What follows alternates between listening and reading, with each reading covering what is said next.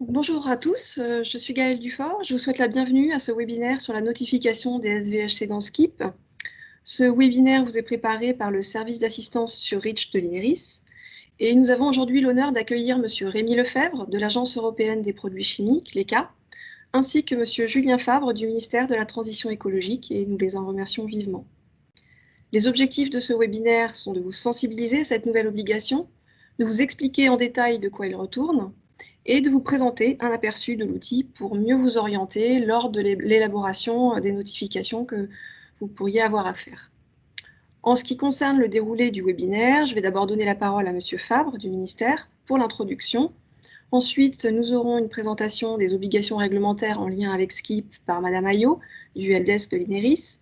Et enfin, Monsieur Lefebvre de l'ECHA interviendra pour nous présenter un premier retour d'expérience. Il nous fera également une petite démonstration de l'outil de notification en direct. Alors, vous avez dû constater que vos micros sont fermés par défaut. Nous vous permettrons de les ouvrir lorsque vous lèverez la main après les présentations pour la session de questions-réponses à laquelle nous allons consacrer environ 30 minutes. Enfin, je vous informe que tous les supports de présentation de ce webinaire seront mis en ligne à l'issue de l'événement sur le site web du helpdesk. Donc, je vous rappelle, l'adresse mail, c'est reach-info.ineris.fr, l'URL. Et dans le menu documentation et l'onglet webinar, vous retrouverez les supports de la présentation d'aujourd'hui, des présentations qui vont être faites. Et puis, pour terminer, je dois également vous informer que ce webinaire est enregistré. Voilà, donc nous allons démarrer tout de suite. Et je vais laisser la parole à Monsieur Fabre du ministère pour l'introduction. Donc, est-ce que... Bonjour, Merci. Julien Fabre, je suis chargé de mission en charge des substances extrêmement préoccupantes et de la procédure d'autorisation dans le règlement REACH, et puis je m'occupe également du déploiement de Skip, l'obligation de la directive 4 déchets. Donc je vais juste partager, si vous voulez bien, une présentation.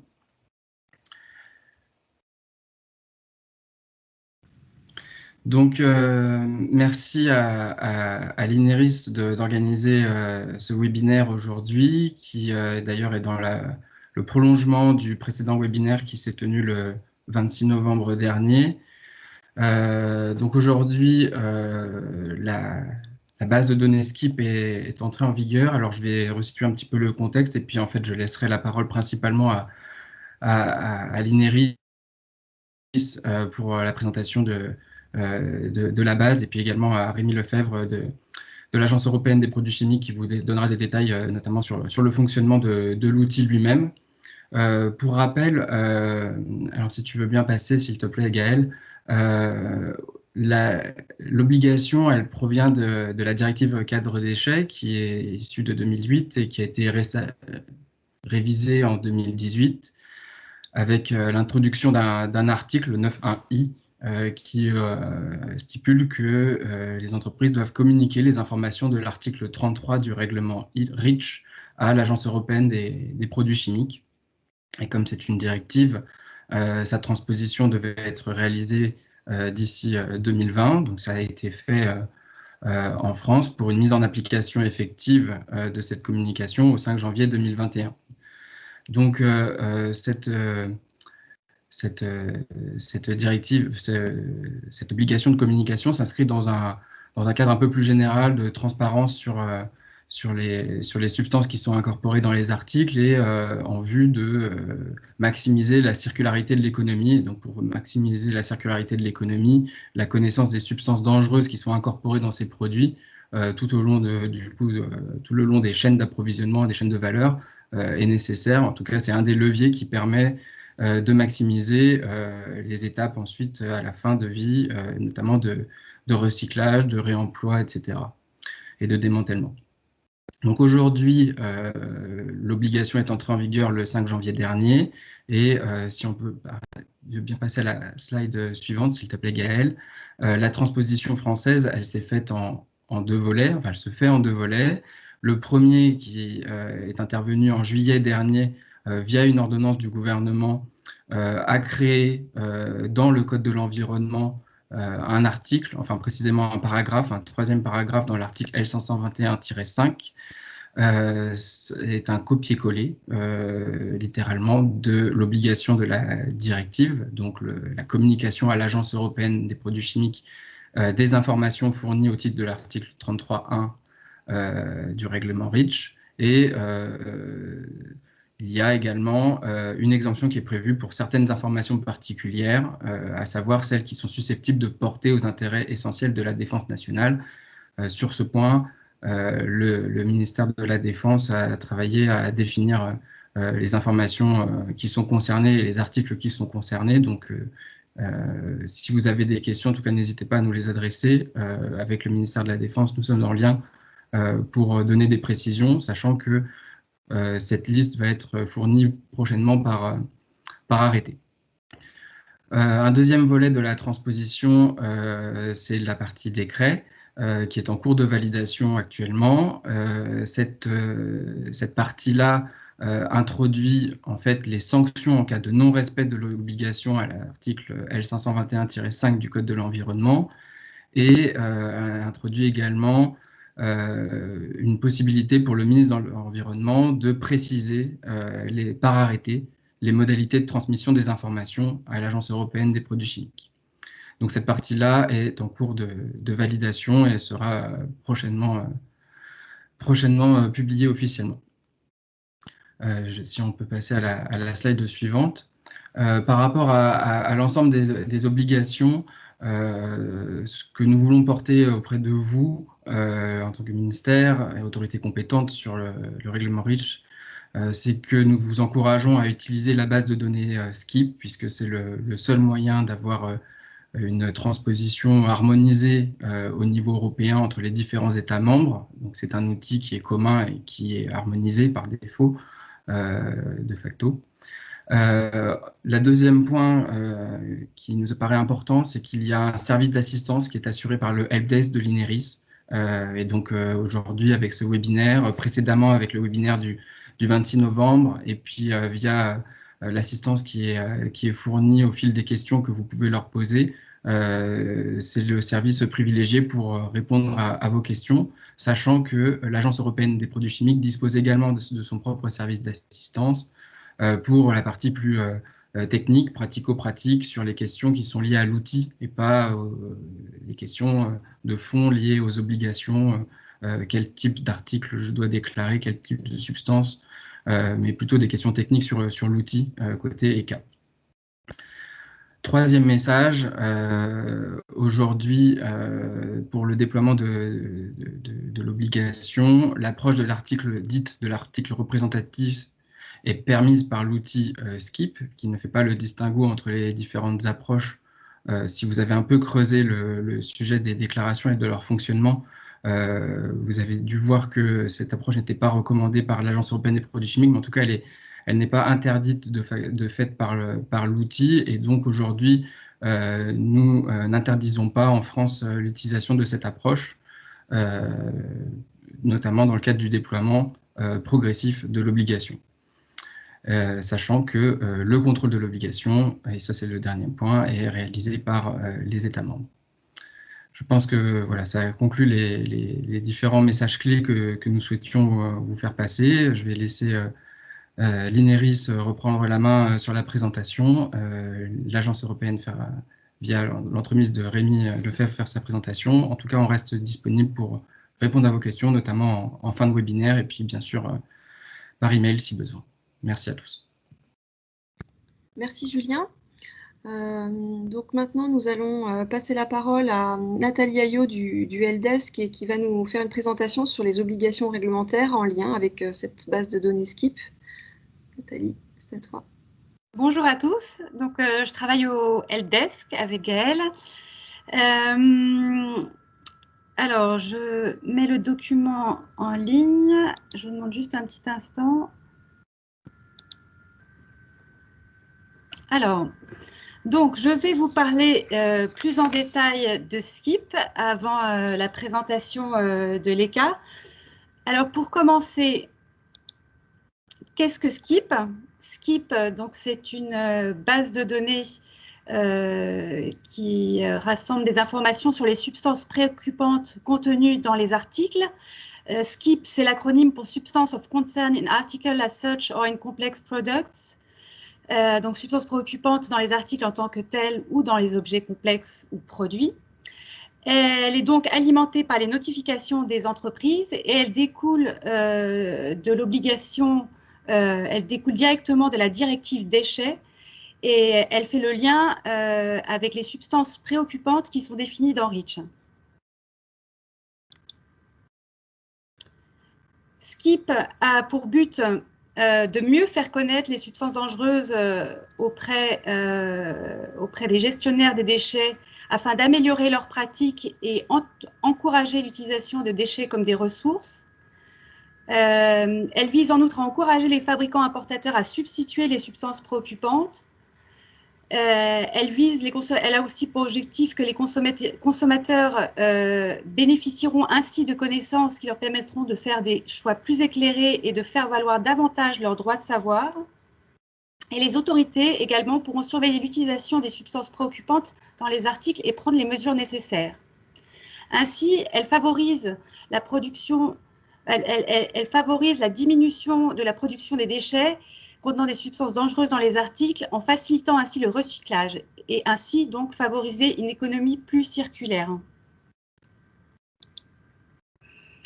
Alors l'obligation a débuté depuis le 5 janvier 2021. Il faut noter que la notification est à faire en une seule fois pour un même article ou un même groupe d'articles si sa composition ne varie pas. Par contre, la notification peut ensuite être mise à jour si besoin. Et quels acteurs sont concernés? Donc, les acteurs concernés par l'obligation de notification sont tous les fournisseurs européens d'articles contenant des SVHC en quantité supérieure ou égale à 0,1%. Vous avez donc les producteurs et les importateurs d'articles en Union européenne. Donc, tous les acteurs donc, hors Union européenne ne sont pas concernés par la notification, mais peuvent aider par contre les producteurs et les importateurs d'articles en Union européenne à fournir des informations sur les articles fournis. Également sont concernés les assembleurs d'articles et les distributeurs d'articles. Après, je vais rentrer un peu plus en détail justement sur cette obligation, notamment qu'est-ce qu'on entend plus exactement donc, par le terme SVHC et article. Alors, article, un rappel d'abord sur les articles dans REACH, car la notion d'article n'est pas si simple. Il y a même un guide de l'Agence européenne consacré à ce sujet, donc le guide de l'ECA qui s'appelle « Exigences applicables aux substances contenues dans les articles » que nous vous invitons à consulter en cas de doute sur le statut de votre produit. Est-ce que c'est un article, un mélange? Parfois, ce n'est pas toujours simple. Tout d'abord, c'est la définition d'un article, donc tel qu'est défini dans REACH. Un article est un objet ayant une forme, une surface ou un dessin particulier qui sont plus déterminants pour sa fonction que sa composition chimique. Donc voilà, a priori, ça paraît assez simple, comme une chaise ou un emballage, un clou, une vis, des vêtements. Donc là, c'est assez simple, mais parfois, ce n'est pas toujours le cas. Par exemple, si je prends le cas d'un pot de peinture ou d'un détergent, vous avez là le pot de peinture, le pot lui-même métallique qui, lui, est un article, mais à l'intérieur, c'est un mélange. Le mélange, lui, n'est pas concerné par la notification SCIP. Donc, vous avez l'exemple aussi du détergent. Pareil, l'emballage est concerné par la notification potentiellement, mais pas, bien sûr, le liquide détergent à l'intérieur.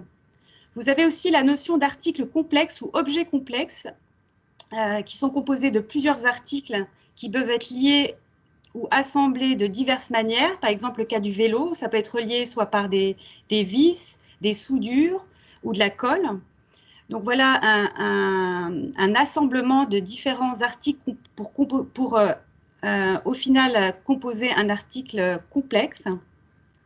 Je vais rentrer un peu plus en détail ensuite sur le calcul des 0,1%.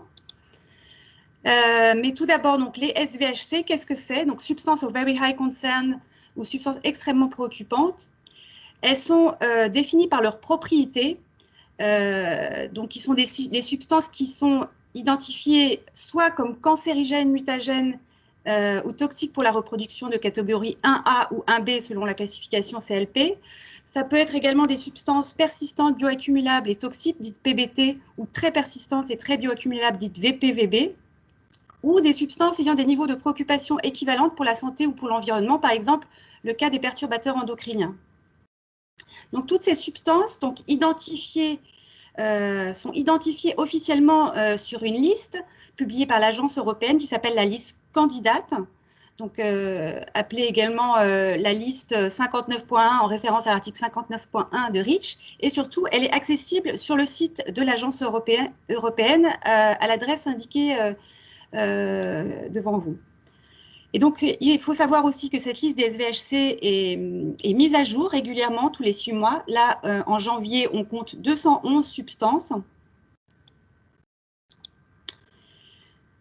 Et comment on calcule le 0,1% donc 0,1% de substances donc SVHC dans les articles? Quand vous êtes face à un article complexe, c'est important de calculer ce seuil de 0% sur le plus petit sous-article et non l'article complexe dans son ensemble. Dans le cadre de l'exemple du vélo, là, vous avez donc le cadre de vélo dans lequel il peut y avoir, par exemple, une SVHC présente à plus de 0,1%. Mais par contre, si on rapporte ça au volume, au vélo entièrement, c'est-à-dire l'objet complexe, le vélo, là, la quantité de SVHC sera inférieure à 0,1%. Mais donc là, l'idée est vraiment que la notification SKIP se fasse pour le fournisseur de vélo et tienne compte de la pièce, de la sous-pièce, le plus petit article qui contient la SVHC, et non le vélo dans son entier. Voilà, alors après, on va rentrer un tout petit peu plus en détail dans la notification elle-même. Les étapes clés, donc ça, c'est les étapes qui ont été proposées, une approche par étape donc proposée par l'Agence européenne. Alors, première étape, déterminer si l'on doit soumettre une notification. Donc, ça, doit-on soumettre une notification? Est-ce que je suis concernée? C'est la première question. Donc, est-ce que je suis bien fournisseur d'articles et donc détenteur de l'obligation donc l'obligation de faire la notification pour les SVHC présentes à plus de 0,1% dans l'article. Ensuite, connaître et comprendre les informations requises. Donc, ça, c'est ce qu'on vient de voir. Et ensuite, donc, faire l'état des lieux de son portefeuille d'articles. Donc, ça, c'est un point qui prend pas mal de temps, car il s'agit de savoir quels sont les articles au sein de l'entreprise qui contiennent des SVHC. Vous avez ensuite faire l'état des lieux de son portefeuille d'articles. Donc là, il faut faire une enquête auprès… donc là, pardon, oui. Là, il faut notamment essayer de communiquer dans le cadre de cet état des lieux, donc communiquer auprès de vos fournisseurs ou pour savoir si les articles fabriqués contiennent ces SVHC ou éventuellement faire des tests au niveau des articles. Tout ça pour bien identifier quels sont les articles dans votre entreprise donc, qui peuvent contenir ces substances et qui seraient concernés par la notification. Ensuite, il faut adapter ces données au niveau de la base. Et là, il faut tenir compte également dans ce cadre-là des recommandations de l'ECA, la possibilité de regrouper les informations pour des articles identiques là, dont je vais vous parler. Et également utiliser les outils proposés de simplification qui existent. Ensuite, préparer sa notification et soumettre sa notification. Alors, quelles sont les informations qui sont exigées? Alors, les informations exigées, vous trouverez toutes ces informations au niveau du guide qui a été maintenant publié en français, donc le guide de l'ECA qui s'appelle « Exigences pour les notifications SKIP », où là, vous rentrerez dans le détail de tous les points qu'il faut rentrer donc, dans la base. Il faut savoir qu'il y a différents niveaux d'informations requis. Donc, il y a les informations classées comme obligatoires, donc qui sont là, si elles ne sont pas soumises, il y a échec de la notification. Il y a également des informations requises, mais avec la possibilité de cocher données non disponibles. Et il y a les informations optionnelles qui sont complétées pour donner le plus possible d'informations auprès des utilisateurs futurs de la base, donc les gestionnaires des déchets et les consommateurs. Donc, vous avez les identifiants d'abord, qui consistent, donc c'est le nom de l'article. Ensuite, vous avez d'autres noms qui peuvent être ajoutés pour préciser de manière plus précise, donc donner des précisions sur la marque, ou le modèle aussi qui peut être indiqué. Et vous avez l'identifiant primaire de l'article qui consiste donc en un code numérique, type code EAN, GTIN ou numéro de catalogue, ça peut être au numéro de la pièce, mais c'est toujours un code numérique. Et également, d'autres identifiants numériques peuvent être ajoutés, notamment des identifiants qui peuvent être reconnus par les utilisateurs de la base, par exemple sur une étiquette, qui permettront en tout cas de reconnaître facilement et de manière non équivoque l'article. Ensuite, il faut indiquer la catégorie d'article, type code de la nomenclature combinée ou code tariq. Il faut aussi indiquer, et ceci est requis, si l'article est produit en Europe ou importé en Europe. Donc là, si vous ne savez pas, dans ce cas-là, vous mettez données non disponibles, donc, mais si possible, mettre. Vous pouvez également joindre donc, des photos, des caractères qui donnent plus d'indications sur l'article. Vous pouvez également joindre, et c'est fort recommandé quand c'est nécessaire, les instructions d'utilisation en toute sécurité. Ensuite, vous devez fournir des informations sur les composants pour un objet complexe. Donc là, c'est le cas de l'objet complexe où là, vous devez indiquer le nombre d'unités qui se rattachent à cet objet complexe.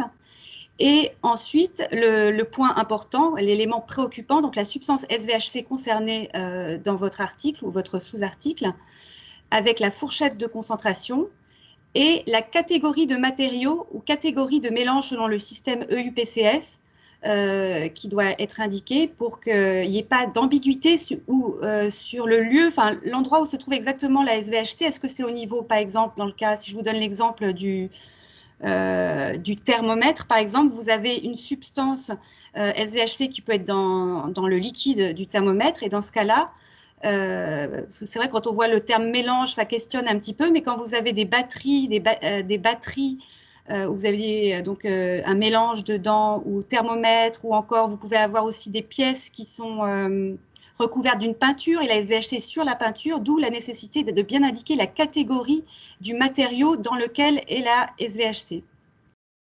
Et ensuite, préciser des caractéristiques additionnelles concernant le matériau si vous avez d'autres précisions à apporter. Ensuite, en ce qui concerne la diffusion des informations notifiées dans Skip, donc l'information sera accessible auprès des opérateurs de traitement des déchets et des consommateurs.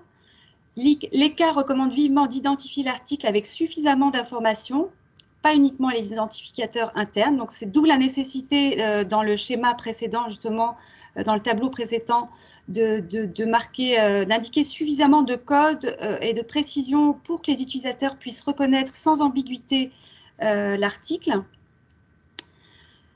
Ensuite, l'ECA diffusera les données telles qu'elles auront été soumises. Alors, il y a encore un groupe de travail qui est organisé actuellement par l'agence, où la question de la diffusion des données n'est pas encore complètement arrêtée. Donc, voilà, ça c'est encore en cours de discussion. Mais sachez que donc, les données sont transmises telles qu'elles ont été soumises. La qualité des données, telle la complétude, la robustesse, les précisions restent sous la responsabilité de chaque détenteur d'obligation. Et l'ECA garantit la confidentialité des données à caractère sensible. Par exemple, on ne pourra pas faire le lien entre les infos techniques et le déclarant.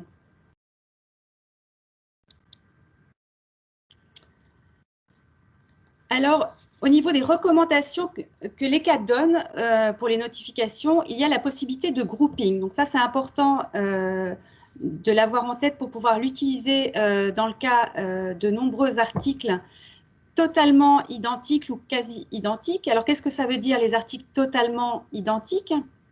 C'est des articles qui ont la même fonction, la même utilisation, c'est-à-dire le même nom et la même catégorie d'articles, type code tariq, nomenclature combinée, la même forme physique, la même composition chimique, donc les mêmes matériaux, et les mêmes instructions d'utilisation. Donc là, vous avez l'exemple des vis, là, donc qui sont exactement identiques. Donc ça, c'est assez parlant.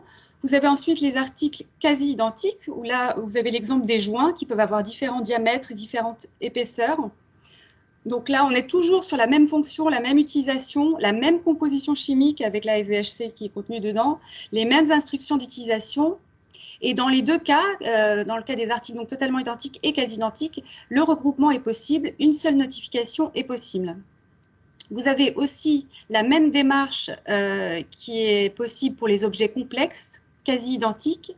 Si les unités de l'objet complexe possèdent la même fonction, la même utilisation, on en revient donc aux mêmes critères précédents, la même composition en termes de composants et de sous-composants remplissant les critères ci-dessus, et les mêmes instructions d'utilisation qui découlent aussi également des critères précédents. Donc, dans ces trois cas, le regroupement est possible et une seule notification est possible. Pour chaque smartphone, là, vous avez l'exemple d'un smartphone 100, par exemple, le cas du smartphone 100, qui est quasiment identique. Donc, pour chaque smartphone 100, différentes combinaisons sont possibles avec attribution d'un identifiant primaire spécifique pour chaque ensemble. Donc là, vous pouvez voir les différents ensembles et les différents identifiants primaires, donc le 101, le 102 ou le 103, qui montrent différentes combinaisons et donc différentes 3 notifications possibles donc pour chacune de ces modèles smartphone 100. Voilà. Comment se passe la soumission des informations? Donc, la préparation de la soumission se fait via Euclid. Vous avez le choix donc entre différentes possibilités, différents outils. Préparer soit une notification en ligne en utilisant le service cloud de l'ECA, soit préparer votre notification hors ligne dans Euclid. Donc, ceci à télécharger et installer sur votre ordinateur. Utiliser la solution System to System également qui est proposée par l'ECA. Donc là, ça consiste en la création d'un dossier depuis le système informatique de votre entreprise, puis transfert des données à l'ECA. Et ceci est adapté au gros volume d'informations. Donc pour ceci, en tout cas, on vous conseille de contacter directement l'ECA si vous souhaitez installer cette solution dans votre entreprise. Et ensuite, la soumission des données se fait via le portail de soumission de l'Agence européenne. Ensuite, donc, les outils de simplification aussi qui existent pour la notification SKIP. Là, après, l'agence va détailler un peu plus, Rémi Lefebvre va détailler plus ces outils-là. Mais en quoi consistent donc ces outils? Donc, l'idée est de se référer à des données déjà soumises. Vous avez d'un côté donc la notification SKIP simplifiée ou SSN. Donc, si un article n'est pas modifié, le détenteur d'obligation peut bénéficier d'une notification simplifiée en se référant aux données soumises par son fournisseur sans avoir à préparer le dossier. Là, typiquement, ce cas de figure est utile pour les distributeurs. Donc, retenir que pour le distributeur, la notification simplifiée permet d'aller beaucoup plus vite. Et ensuite, il y a également l'outil qui s'appelle le référencement ou referencing. Donc, si un article déjà notifié par un fournisseur est incorporé dans un objet complexe, le détenteur d'obligation peut se référer aux données soumises sans les soumettre à nouveau. Donc là, ça concerne plus les assembleurs, l'outil de referencing. Voilà, tout ça est précisé dans les FAQ disponibles sur notre site et le site de l'ECA.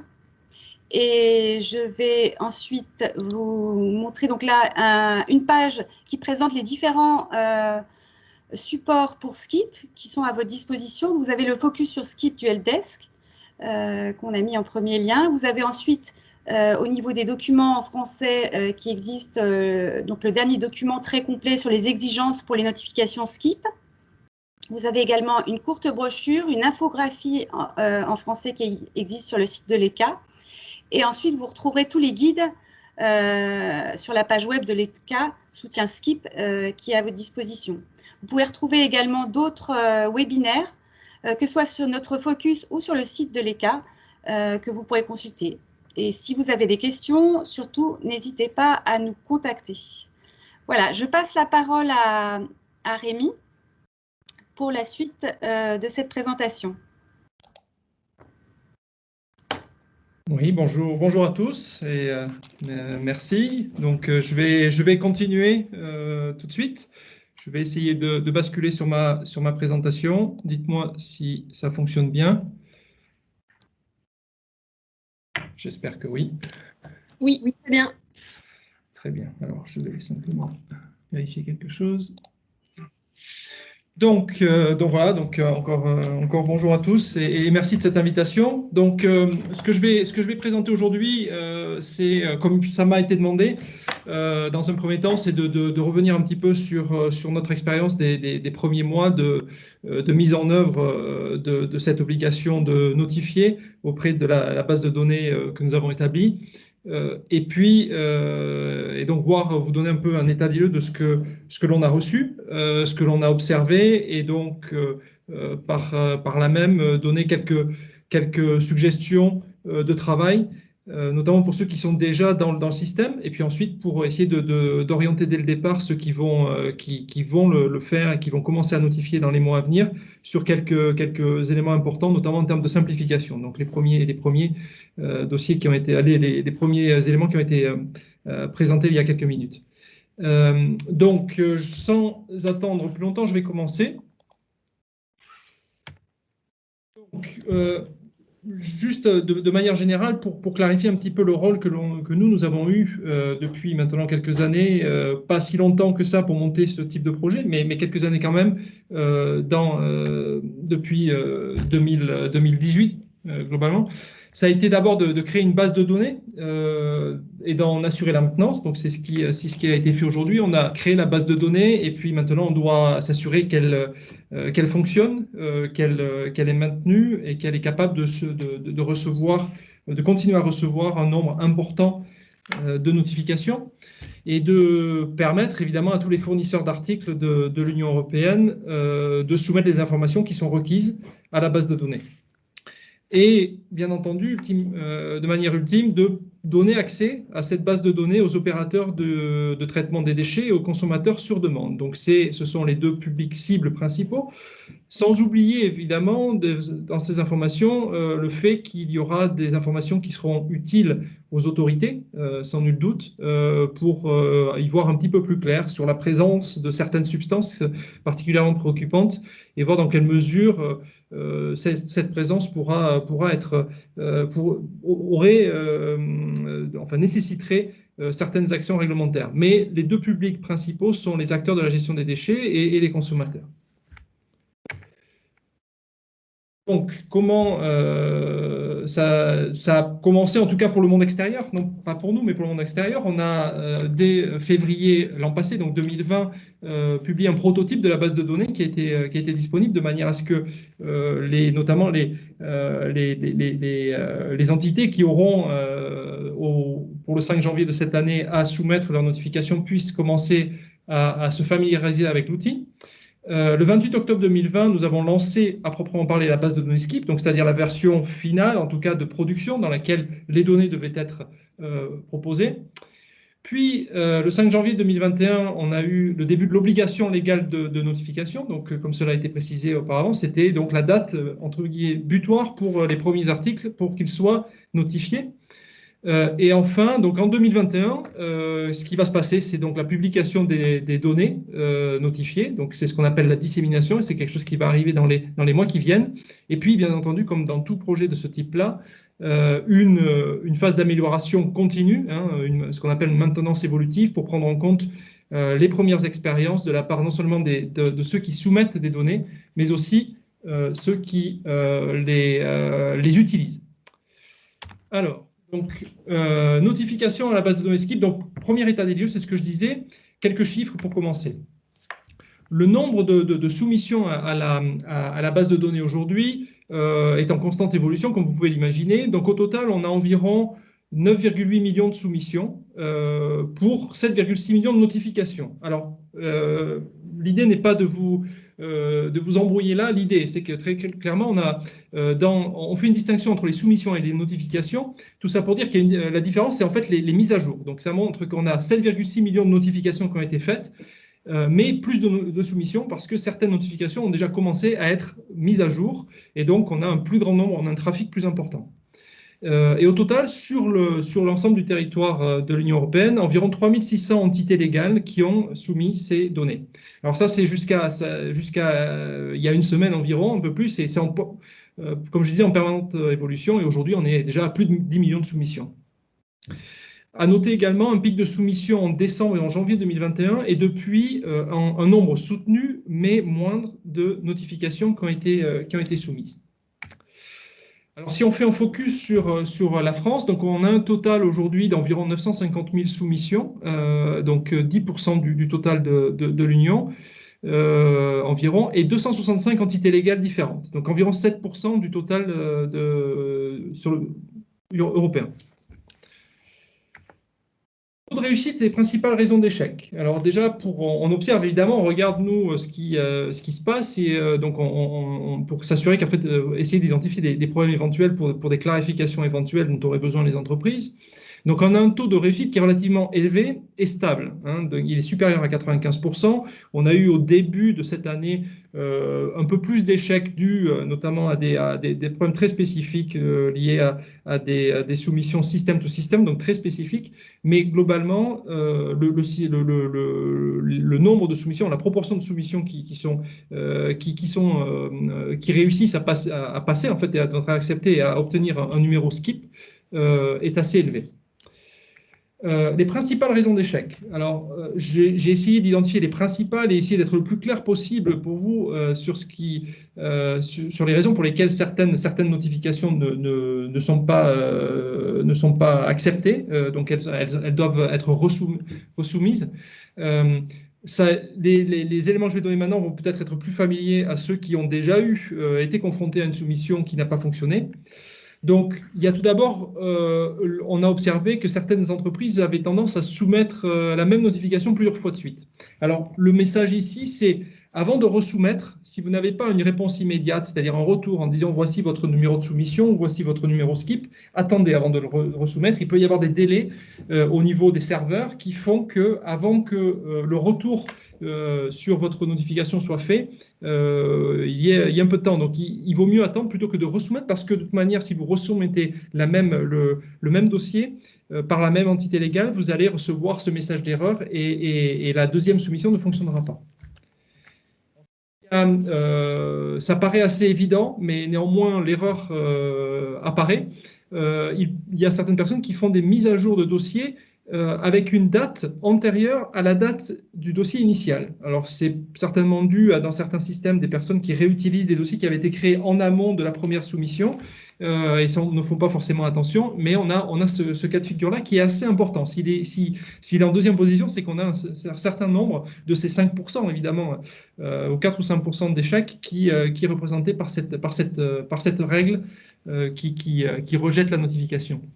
Ensuite, on a toujours une clarification nécessaire sur le fait que les entreprises hors Union européenne ne peuvent pas soumettre une notification skip.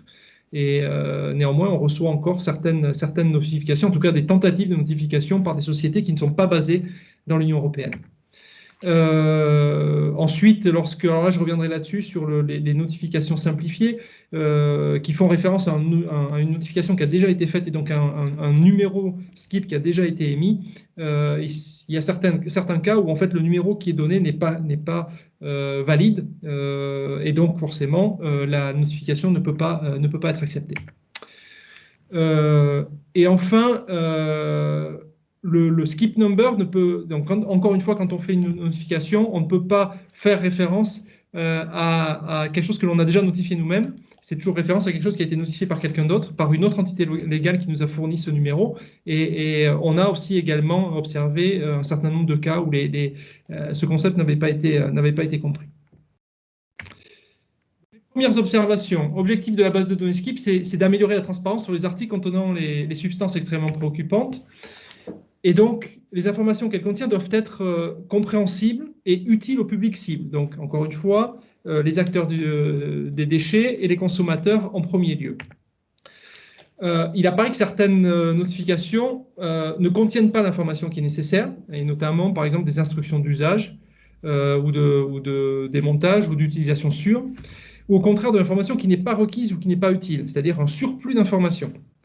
Ce qui amène notamment certaines notifications à être extrêmement complexes et volumineuses et aussi à ne pas être acceptées, rester un peu dans ce qu'on appelle pending status, ça veut dire qu'elles n'obtiennent pas un numéro de skip parce qu'elles sont trop volumineuses, trop compliquées, et donc elles ne peuvent pas être acceptées par notre outil de soumission. Donc tout ça, pour en revenir à des règles qui sont les règles principales à garder en tête, qu'on essaie de communiquer, notamment à travers nos différentes interventions, mais aussi dans les différents guides et guides pratiques que l'on publie. Donc une première règle, c'est de ne soumettre des notifications skip que lorsque cela est requis. Et notamment, il n'a pas besoin de soumettre une notification pour une substance ou un mélange, c'est ce qui a été présenté précédemment. Les notifications sont pour des articles, tels que définis dans REACH, et pas de notification pour des articles dans lesquels la substance candidate n'est pas ou plus présente. On a notamment le cas de certains composés du bore ou du plomb dans le verre qui ne sont plus en tant que tels présentes dans l'article et sont en fait sont considérés comme des nouvelles substances dans le verre, et qui, donc dans ce cas-là, les notifications ne sont pas nécessaires. Ne soumettez qu'une seule notification pour des articles ou objets complexes identiques. Donc ça, je ne reviendrai pas dans le détail là-dessus, ça a été présenté juste dans la présentation juste avant. Et donc il y a la possibilité effectivement de limiter le nombre de notifications pour des articles qui sont strictement identiques ou quasi identiques. Et ça permet déjà de limiter le travail à réaliser de votre côté, et pour nous, le trafic de soumission que l'on observe. Ensuite, soumettez l'information qui est nécessaire et n'écrivez que ce qui est nécessaire pour le futur utilisateur de l'information. Donc c'est là où j'en reviens à ce qui est important d'avoir en tête, c'est qu'est-ce qui va être utile pour le consommateur et pour les utilisateurs, pour les acteurs des déchets, pour pouvoir faire ce qu'ils ont à faire avec ces articles, soit pour un consommateur potentiellement décider de l'acheter ou pas, ou savoir comment s'en servir, et pour les acteurs des déchets, pour savoir comment les traiter, les recycler de manière la plus sûre possible. Concernant les objets complexes, donc on nous a présenté déjà, et c'est le cas type, c'est vrai, qui est complexe sans l'être terriblement, mais en tout cas qui permet d'exemplifier la situation, le cas du vélo. On vous suggère d'opter pour une hiérarchie simple et claire de la description de cet objet et du contenu en articles contenant des substances candidates à l'intérieur de ce dossier-là. Et enfin, utilisez autant que possible les approches et outils de simplification qui sont proposés par les cas, et dont certains vont être présentés un peu plus dans le détail dans les diapositives à venir. Alors, pour les objets très complexes, la question à laquelle il n'y a pas une solution, mais il y a des lignes directrices à suivre, c'est comment atteindre un niveau de description qui est adéquat, c'est-à-dire globalement qui trouve le bon équilibre entre la granularité de l'information, donc l'information qui est assez détaillée, mais qui est juste nécessaire à la bonne localisation de l'article qui contient la substance candidate. Donc l'approche, c'est donc de créer la structure la plus simple possible pour des articles relativement complexes. Donc, sur la gauche ici, vous pouvez voir, alors je n'ai pas d'exemple, on pourrait prendre l'exemple, par exemple, d'une voiture, et on en reviendra après. On peut, si une substance à la liste candidate est présente dans un élément très précis, par exemple, du moteur d'une voiture, on peut être tenté, ou en tout cas avoir le système déjà en place pour aller à un niveau de description très très détaillé par sous-ensemble avant d'arriver à l'objet complexe final qui doit être notifié, qui est la voiture. Et donc cette hiérarchisation de la description des composants est extrêmement détaillée à chaque niveau d'intégration dans le sous-ensemble supérieur, mais rend le dossier très complexe et pas forcément utile dans sa structure et dans son contenu pour les objectifs de la base de données. À l'inverse, si on regarde par exemple ce cas-là, donc si l'objet complexe est encore une fois une voiture, on a un premier, et que en fait la liste candidate, la substance à la liste candidate est présente dans un joint torique, dans un sous-ensemble du moteur, on peut, en fait, avec 3 niveaux de description en dessous de l'objet, déjà avoir une description suffisante. Donc, on peut par exemple penser à ce que ce joint est situé dans une pompe qui elle-même, donc qui est déjà un ensemble, un surensemble avec à l'intérieur un certain nombre d'articles au sens de Rich, qui est ensuite dans le moteur à combustion, donc qui est déjà encore une fois à plusieurs niveaux d'intégration supérieurs avant d'être mis dans la voiture. Voilà, donc c'est un peu l'approche qui est suggérée en termes qui peut vous amener à avoir une structure assez simple et claire au niveau des principaux sous-ensembles qui sont pertinents pour les acteurs du recyclage en l'occurrence. Il y a aussi, il faut savoir que des instructions et schémas de démontage peuvent être utilement ajoutés dans votre notification et qui permettent en fait d'éviter d'avoir à trop décrire par la structure de votre dossier l'emplacement de la substance ou de l'article qui contient cette substance et de vous appuyer sur des instructions, des schémas qui permettent assez facilement pour l'utilisateur de l'information de retrouver cette information. Alors, simplement, la référence dans notre guide Exigences pour les notifications SKIP, chapitre 3.2, parle très spécifiquement de ce sujet-là et va beaucoup plus dans le détail entre guillemets, du problème et des solutions qui sont proposées. Donc, ce qu'on observe également, c'est qu'on a une utilisation des outils de simplification qui ont été développés, qui sont proposés, qui est encore assez limitée. Alors, les 2 principaux mécanismes sont, comme ça a déjà été présenté, le référencement ou referencing et la notification skip simplifiée, ce qu'on appelle SSN. Et donc le principe, comme cela a également été déjà dit, c'est faire référence à une notification qui a déjà été soumise sans avoir à en répéter le contenu dans sa propre notification skip. Donc, je vais venir maintenant un peu plus sur le détail de ces deux mécanismes. Pour le référencement, l'idée est de faire référence à une notification qui a déjà été soumise à l'ECA pour pouvoir développer sa propre notification. Donc, vous faites votre notification, vous avez un article que vous-même vous produisez ou vous assemblez et que vous allez devoir, un objet complexe que vous allez devoir notifier compte tenu du fait qu'il contient un ou plusieurs articles qui ont des substances à la liste candidate. Mais vous allez pouvoir vous baser pour certains en tout cas de ces articles-là, sur une notification qui a déjà été réalisée. Donc là, je me mets à votre place. Et donc, si on prend le cas du vélo, donc vous êtes un assembleur et ensuite vous fournissez des vélos qui contient, par exemple, dans les poignées du guidon et dans la roue, une ou plusieurs substances à la liste candidate.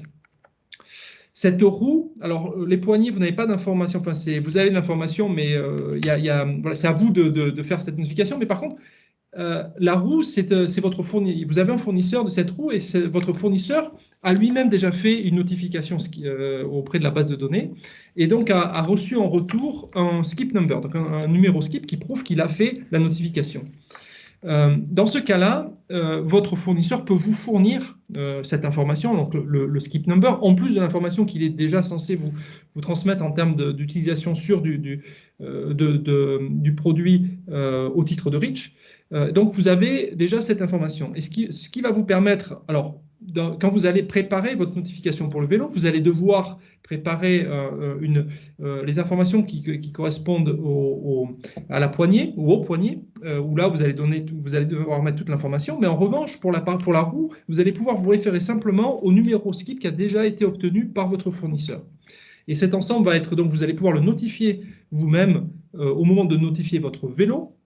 Et en retour, vous allez obtenir un nouveau numéro skip pour le vélo. Et donc, en tout cas, une partie du travail de préparation du dossier vous aura été simplifiée par le fait que vous aurez pu vous référencer uniquement au numéro qui vous a déjà été donné par votre fournisseur. Donc, ce qui est très important par contre, c'est que l'article référé ne peut pas être modifié dans sa forme, dans sa composition. Donc, s'il y a la moindre modification qui est faite, et notamment sur une partie qui correspond à la présence de la substance candidate, vous ne pouvez plus faire référence à ce numéro skip, et donc vous devez bâtir vous-même votre notification. L'autre option, c'est une référence que je qualifie moi-même d'intégrale à une notification déjà soumise à l'ECA sans ajout. C'est-à-dire que dans ce cas-là, pour aller plus directement sur l'exemple, vous êtes un distributeur et donc vous distribuez un vélo V qui vous a été déjà fourni en tant que tel. Donc dans sa version terminée, vous n'avez que la fonction de distributeur et votre fournisseur, lui, a déjà rempli ses obligations au titre de la notification skip et donc a son numéro skip qui, dans ce cas-là, il va vous transmettre le numéro pour le vélo et vous n'aurez qu'à transmettre via cette fonctionnalité ce numéro-là, sans faire rien d'autre que de transmettre ce numéro-là. Et vous allez obtenir un nouveau numéro skip pour le même vélo, mais qui est le vôtre. Et donc, ça vous permet, donc, dans ce cas-là, de ne faire rien d'autre que de faire référence de manière assez simple, et vous le verrez plus tard, à cette notification déjà réalisée. Et là, encore une fois, l'article doit être absolument identique. Donc, s'il y a une modification qui est faite, évidemment, la référence à la notification qui a déjà été faite par votre fournisseur n'est plus possible. Les principaux avantages d'une utilisation des outils de simplification, c'est que, bon, tout d'abord, les notifications sont plus simples et plus rapides, notamment pour vous en tant qu'obligataire à préparer et à soumettre.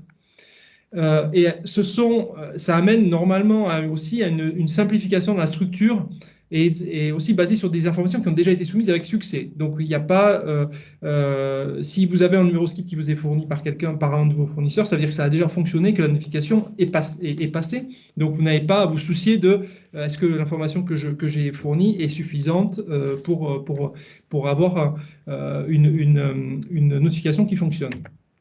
Donc, ce sont des notifications qui, généralement, sont plus adaptées à l'objectif de skip et aux besoins des utilisateurs finaux des données.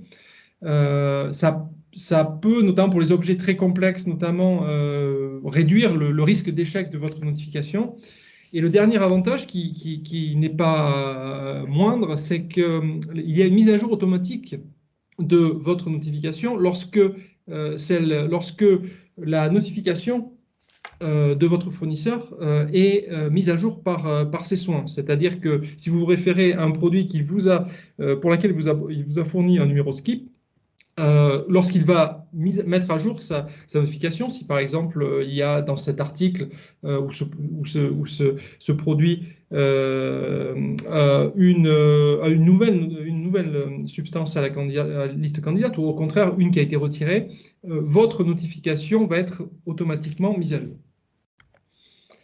Alors, simplement de manière très très générale, un prérequis à toute soumission et en général, mais aussi en particulier à l'utilisation des outils de simplification, c'est qu'il y ait une bonne communication et coopération dans la chaîne d'approvisionnement. Bien entendu, si vous n'obtenez pas de la part de vos fournisseurs ces références, vous ne serez pas dans la capacité de les utiliser et donc d'utiliser pleinement les outils de simplification qui ont été développés. Alors maintenant, je vais passer à la partie, je dirais, un peu plus risquée. On va, comme dans tous les cas, quand on essaie de faire une démonstration en live, le helpdesk m'a demandé d'essayer de faire une démonstration en live de ces outils-là. Donc, c'est ce que je vais tenter de faire maintenant en basculant sur l'outil. Alors, est-ce que je peux simplement demander de me confirmer que vous voyez bien le site de l'ECA? Oui. Parfait. Alors, donc là, en préambule, je vais faire une démonstration. J'espère qu'elle va fonctionner et elle est simplifiée. Hein, et elle se limite à certains éléments. Donc, ce que je viens de vous présenter, le référencement et les notifications simplifiées.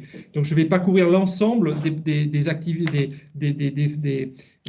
que vous auriez à faire si vous aviez à faire une notification. Mais en tout cas, certains éléments, vous allez les retrouver dans tous les cas et j'espère que ça vous donnera déjà une idée un peu de comment les fonctionnalités et l'outil fonctionnent.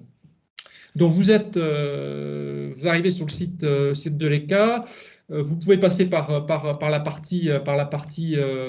la section qui est dédiée à Skip. Et là, donc, j'y reviendrai plus tard dans ma présentation. Vous allez pouvoir trouver l'accès à l'ECA Cloud Service. Donc, c'est là où vous allez pouvoir faire les notifications ou les soumissions en ligne.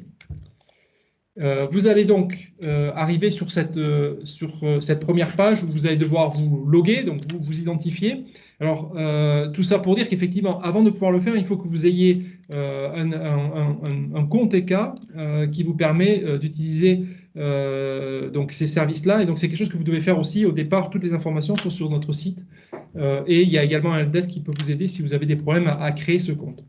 Je ne vais pas passer par là parce qu'on va sur un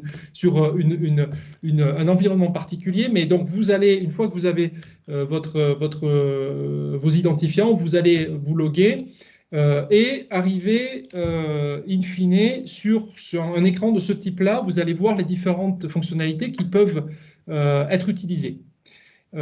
Donc, pour commencer, je vais commencer maintenant à construire un dossier en faisant un référencement, donc referencing pour un objet complexe. Donc, je vais cliquer sur Access Service et je vais arriver sur ce qu'on appelle le dashboard. Vous allez voir globalement ce que vous avez sur votre espace de travail. Et pour travailler sur des articles, vous allez devoir, articles ou objets complexes, vous allez devoir aller sur la zone article, où vous allez voir l'ensemble de vos datasets, c'est-à-dire les données que vous avez déjà, les articles que vous avez déjà créés, ou les dossiers que vous avez déjà créés. Alors, donc ici, vous pouvez voir que moi, j'ai déjà créé un certain nombre d'articles ou d'objets complexes. Donc, j'ai un vélo rouge, j'ai une roue de vélo, j'ai un autre vélo qui est jaune, donc qui est certainement différent dans sa composition en tant que, au regard des substances à la liste candidate. Donc, ce que je vais faire maintenant, c'est que je vais d'abord créer un nouvel article que je vais appeler, par exemple, bike, par exemple, donc un vélo bleu. Alors, comme ça a été présenté aussi précédemment, il y a un certain nombre d'informations minimales qui doivent être données lorsqu'on prépare une notification. Et dans ce cas-là, donc je vais créer, par exemple, je vais faire sur la base d'un EAN, European Article Number. Et là, je vais taper pour l'exercice un peu n'importe quoi, c'est pas trop grave. Et je vais donc créer mon article. Donc mon article a été créé, je vais l'ouvrir. Donc ça, c'est un article qui est un peu, je dirais, un peu vide, dans lequel il n'y a rien.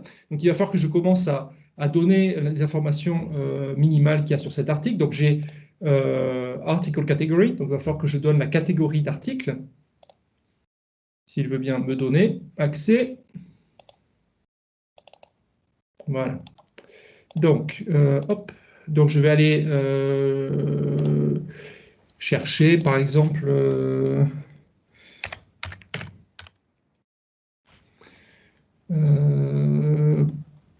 bicycle.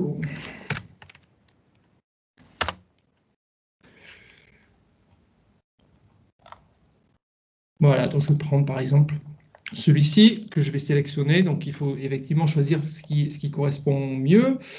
Et puis, je dois donner l'information si c'est un produit qui est fabriqué ou, en Europe ou importé. Donc, je vais dire qu'il est produit en Europe.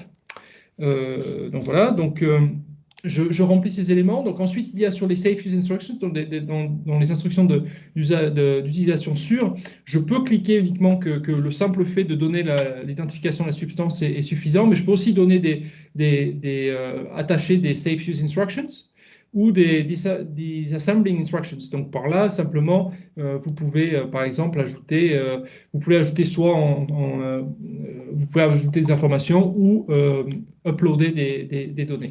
Donc, moi, je vais dire que ceci suffit. Et donc, bon, globalement, pour le moment, j'ai créé que la coquille de mon article.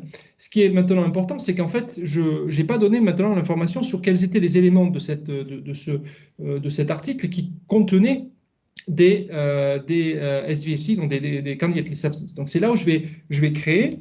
Je vais créer maintenant un nouveau objet, un composé de mon objet qui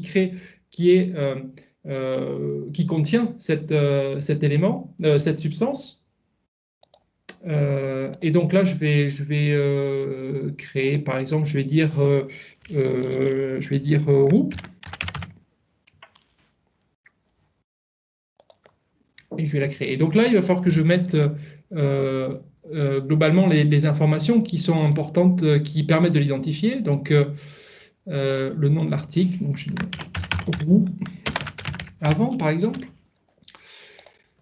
et l'identifiant. Et c'est là où on en arrive à la démonstration. Tout à l'heure, vous avez vu, quand j'avais créé le vélo en tant que tel, j'avais donné un numéro EAN, mais là, dans ce cas-là, j'ai cette roue, elle m'est fournie par un fournisseur qui, lui, a déjà fait une notification skip et m'a donné un skip number. Donc, je vais aller taper skip number, je vais choisir et pouvoir faire référence à un numéro skip qui m'a été donné. Alors, pour faire ça, je vais devoir aller, j'ai reçu, alors par quel moyen, je ne sais pas, ça peut être par mail, oui, souvent par mail ou par courrier ou quoi que ce soit, une information, et de cette information-là, donc je vais chercher dans ma messagerie une roue, et donc j'ai un numéro skip, copie, que je vais venir coller ici.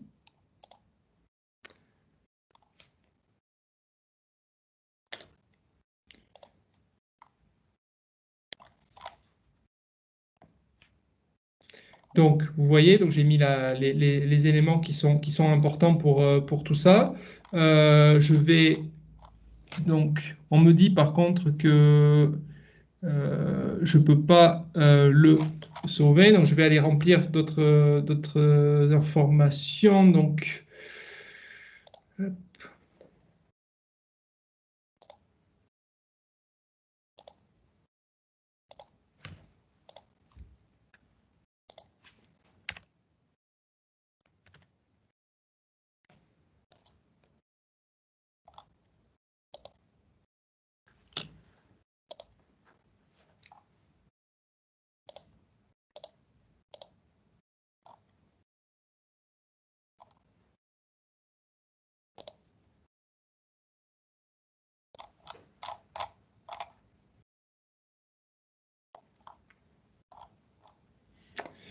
alors, hop, hop.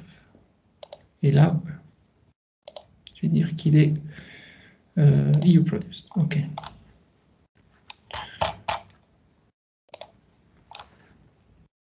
Donc là, c'est là où j'ai un problème parce que normalement, je ne devrais pas avoir de problème pour le notifier. Maintenant, le sauver.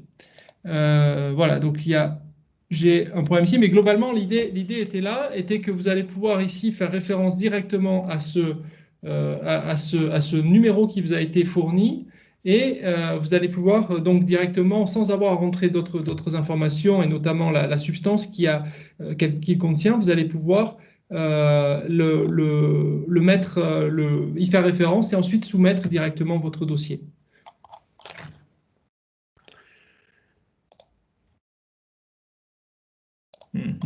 J'aurais préféré le conserver, mais c'est pas grave.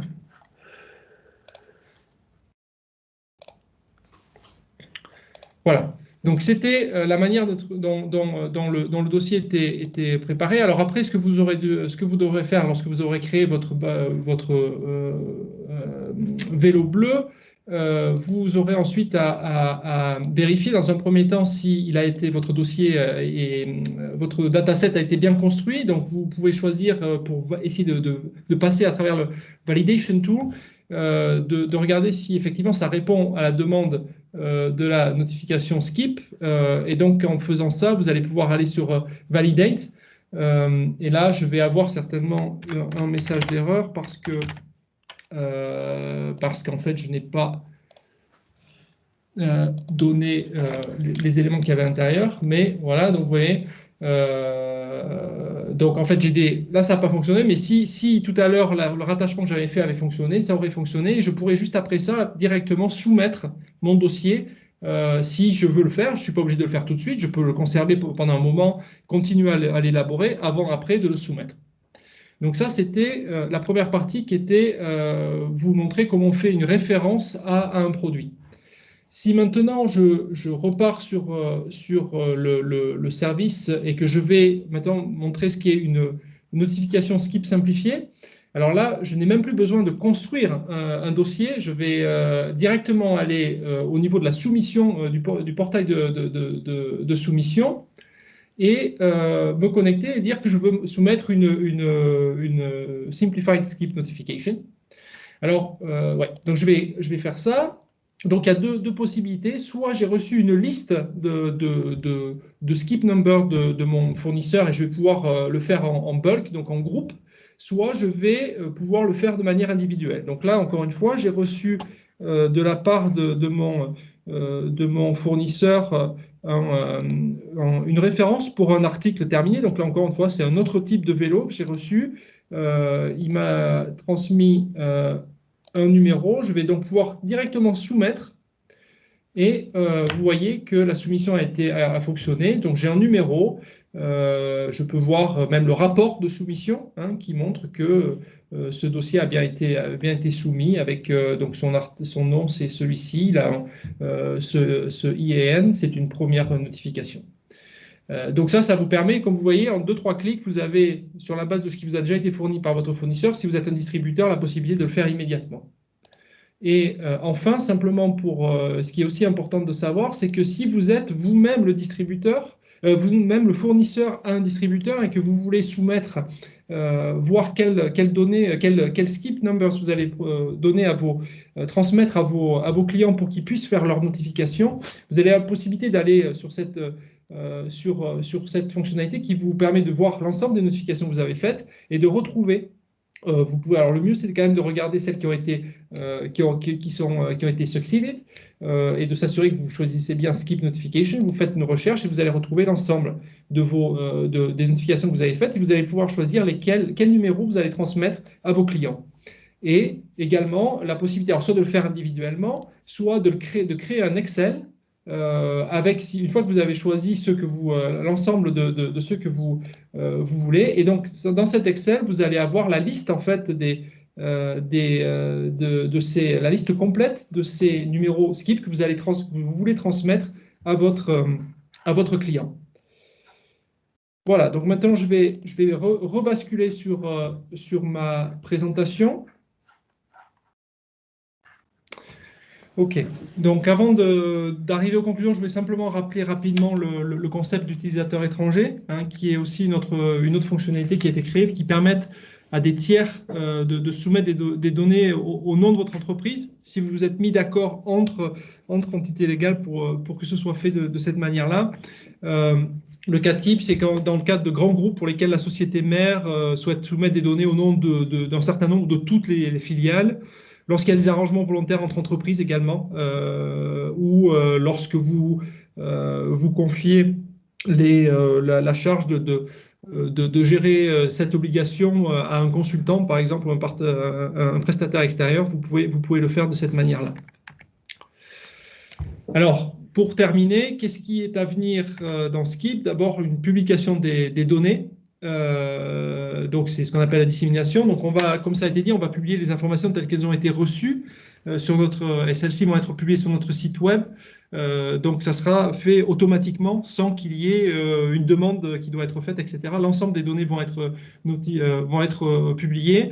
L'ensemble des données qui ont été identifiées comme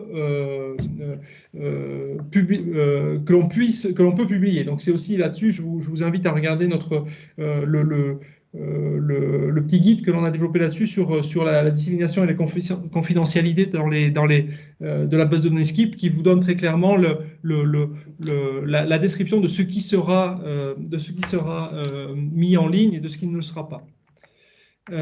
Et donc, globalement, ça sera sur le site web et directement accessible pour les différents utilisateurs finaux. Et donc, voilà, la référence au guide dont je vous parlais il y a quelques instants. Donc, la première dissémination, elle sera faite de 2 éléments. D'abord, un module de recherche qui permettra de rechercher dans la base de données selon les différentes critères, donc identité de l'article, catégorie, substance candidate, catégorie du matériau et raison d'inclusion de la substance à la liste candidate. Et puis, pour chaque article, une fois que cet article aura été trouvé via le module de recherche, une fiche descriptive qui contiendra l'ensemble du reste de l'information non confidentielle dans sa version la plus récente, donc de la mise à jour la plus récente de l'article en question. Puis enfin, un message sur la mise à jour. Effectivement, n'oubliez pas de maintenir votre notification à jour, quel que soit le système utilisé pour préparer vos dossiers de notification. Vous devez mettre à jour d'abord vos données, hein, comme là où j'étais tout à l'heure, aller retoucher votre dataset, donc vos données, et puis ensuite créer un nouveau dossier SKIP contenant les informations qui ont été mises à jour et soumettre votre dossier. Alors, ce qui est très important, c'est que la nouvelle soumission sera automatiquement considérée comme une mise à jour, mais si tant est que la soumission soit faite par le même compte ECA hein, que vous avez, donc il faut que ce soit la même personne, ou en tout cas avec ses credentials, c'est l'identifiant qui le fait, et avec le même identifiant primaire de l'article, que ce soit le type et le numéro, et la valeur, donc le numéro, par exemple EAN. Sinon, ça ne sera pas, ça sera un nouveau dossier, ça ne sera pas considéré comme une mise à jour de la notification antérieure. Pour en savoir plus, enfin, donc notre site où j'étais tout à l'heure, vous allez pouvoir donc trouver normalement l'ensemble des informations dont vous avez besoin. Il y a du support en français et donc notamment le guide hein, qui est aujourd'hui sur les exigences pour les notifications SKIP, qui est aujourd'hui traduit dans toutes les langues et notamment en français. Il y a une brochure un peu plus générale, une vidéo, infographie, et qui normalement vous permettent d'avoir une compréhension à différents niveaux de la base de données. Alors sur la partie, notamment sur notre site, sur nos sites internet, la page très importante, c'est celle sur le soutien. Donc il y a notamment une partie sur des questions fréquentes, exigences d'information également, les conseils pratiques et les astuces, le référencement et SSN que je viens de présenter, la publication de l'information, donc la partie dissémination de l'information. Et puis aussi, il y a une partie sur les outils que je ne vais pas présenter maintenant, mais qui permet aussi pour ceux qui veulent utiliser, notamment qui veulent avoir Euclid sur leur serveur ou leur PC, qui veulent faire du system-to-system submission, qui peuvent avoir plus d'informations à cet endroit-là. Voilà, je suis conscient que j'étais un peu trop long, mais j'espère que ça a été quand même utile. Et puis, donc, je suis maintenant à votre disposition pour quelconque question que vous avez. Merci. Je vais pouvoir rouvrir vos micros. Donc, on va d'abord prendre une première question de Sandrine Thomas. Oui, bonjour. Merci. Bonjour, donc Sandrine Thomas de Renault Trucks. Mon entreprise fabrique et met sur le marché des camions et des pièces de rechange. Et on a un réseau de distribution assez complexe, hein, notamment en Europe, avec des concessions lui appartenant et des concessions privées. Des distributeurs en fait. Et ces concessions peuvent se vendre les camions et les pièces entre elles. Donc voilà, un réseau de distribution complexe. Et ma question est, pour les pièces de rechange, est-ce que la chaîne aval peut utiliser en fait les numéros SKIP initiaux de mon entreprise, hein, du fabricant, pour faire des notifications simplifiées et non reprendre les numéros SKIP en amont? Voilà, donc que tout notre réseau de distribution utilise nos numéros SKIP initiaux pour pouvoir faire des notifications simplifiées. Pour nous, ça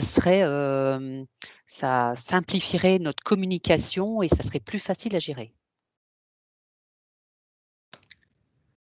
Entendu, merci. Je comprends qu'il y a différentes entités légales qui sont basées dans différents pays européens, c'est bien ce que vous disiez. Exactement, et même dans chaque pays européen, il y a plusieurs entités légales qui distribuent nos produits et nos pièces de rechange. Et ils se revendent entre elles des pièces de rechange.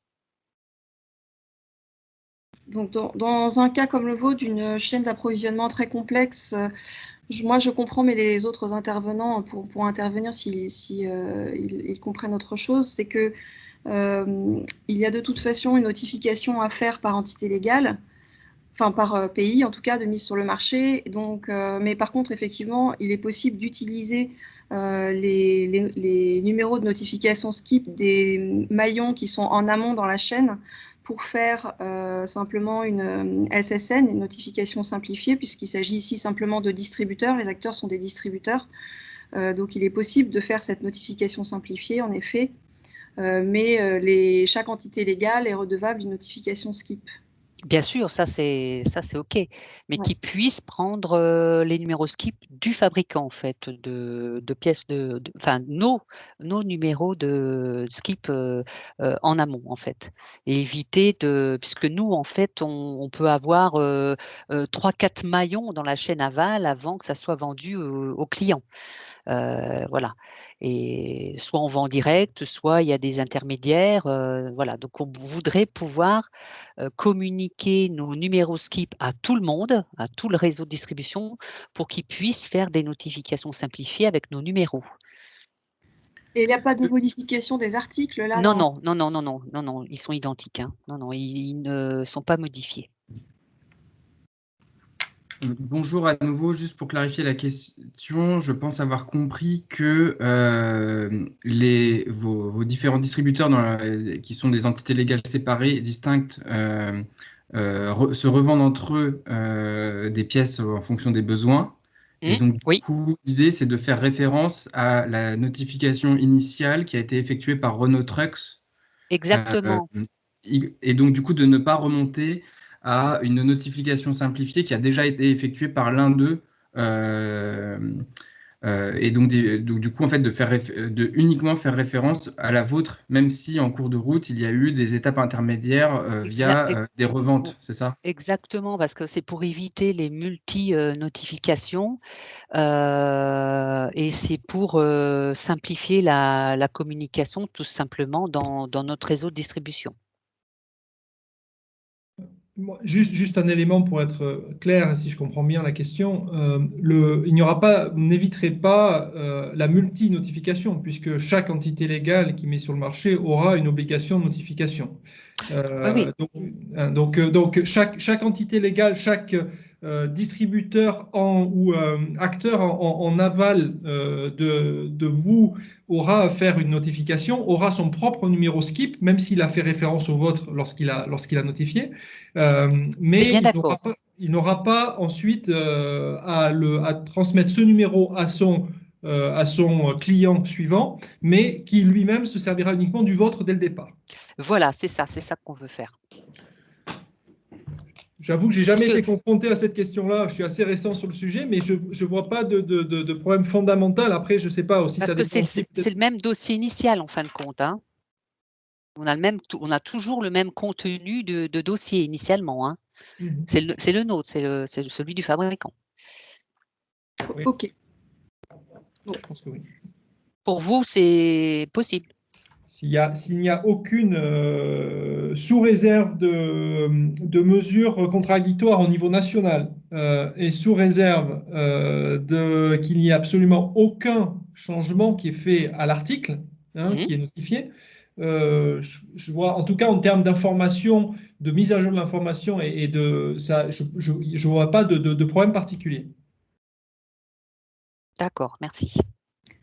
Merci. On va prendre la question de Nicole Gilliard, s'il vous plaît. Oui, bonjour, Nicole Gilliard, Société Delta Plus. Nous sommes fabricants et importateurs d'articles d'équipements de protection individuelle, donc concrètement des gants, des lunettes, vêtements de travail, chaussures de sécurité, etc.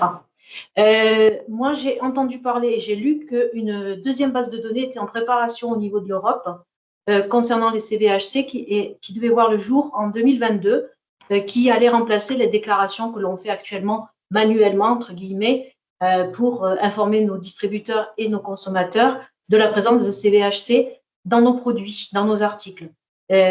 Donc là, on est avec Skip sur une base de données qui concerne les déchets, qui contiennent ces substances, mais est-ce que cette autre base de données qui va sortir en 2022 ne fait pas doublon quelque part avec avec Skip? Je ne sais pas, je peux commencer. Je ne vois pas à quelle base de données vous faites référence, pour être honnête. Je n'ai pas connaissance d'autres bases de données réglementaires qui va être créées sur la présence de substances candidates dans les articles. Non, non, moi non plus, Rémi, je voulais juste ajouter simplement, je ne sais pas si vous faites référence éventuellement au projet AskReach qui existe en parallèle de la base de données Skip, qui est un petit peu différent. La base de données Skip, ce sont des informations qui sont à fournir sur une base réglementaire. Le projet Ascreech, ce sont des informations qui vont être fournies dans la base de données Ascreech sur la base du volontariat pour faciliter la communication des informations, et c'est vraiment basé sur le règlement REACH jusqu'aux consommateurs, et les consommateurs pourront utiliser l'application Scan4Chem pour aller chercher l'information auprès de leur fournisseur d'articles. Donc, je ne sais pas si c'est à ça que vous faites référence.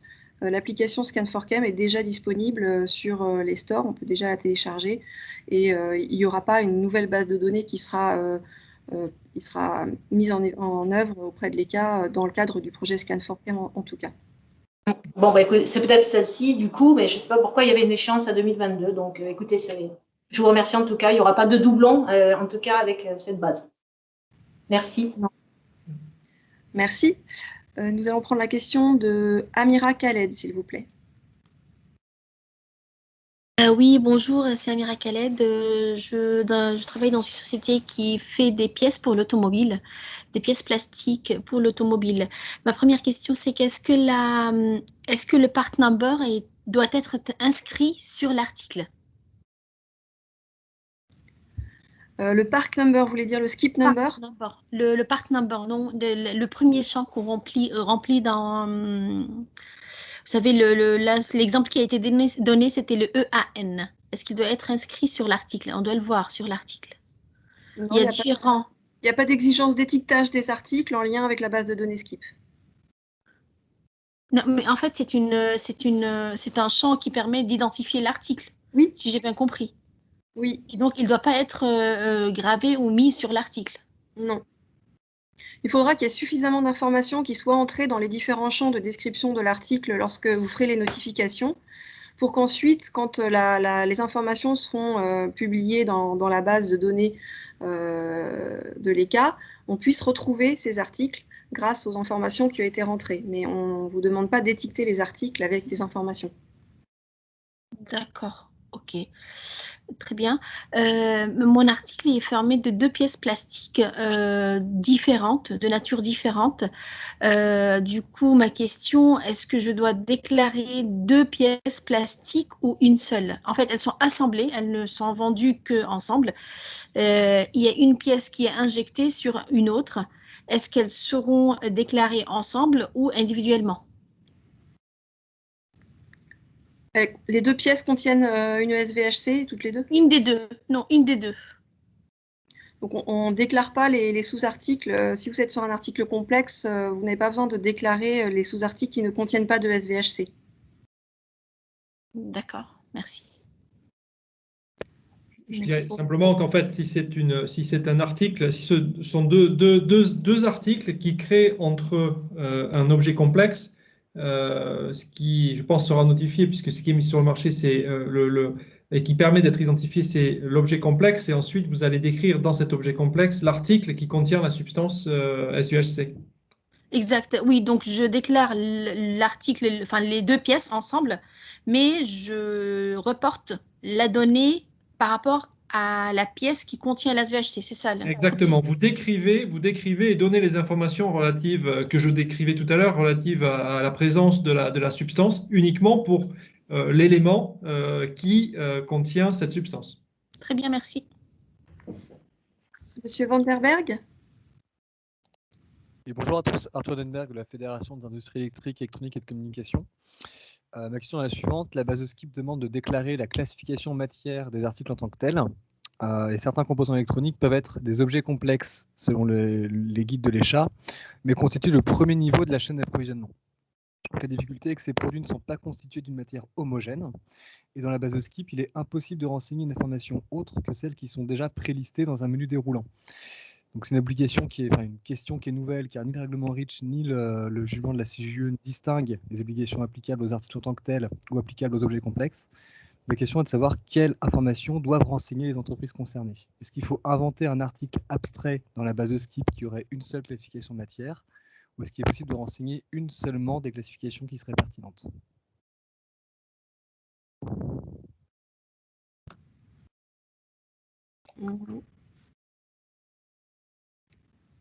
Je vais être tout à fait honnête, je ne suis pas assez expert déjà dans la matière pour pouvoir vous dire. J'aurais tendance à dire la seconde option, mais je vous inviterai à soumettre une demande au helpdesk pour avoir confirmation. Oui, on échangera ensemble pour clarifier votre question si vous voulez. C'est noté. Merci beaucoup.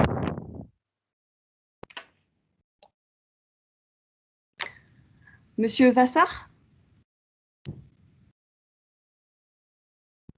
Bonjour, Stéphane Vassar, Société Teledyne, industrie de la microélectronique également.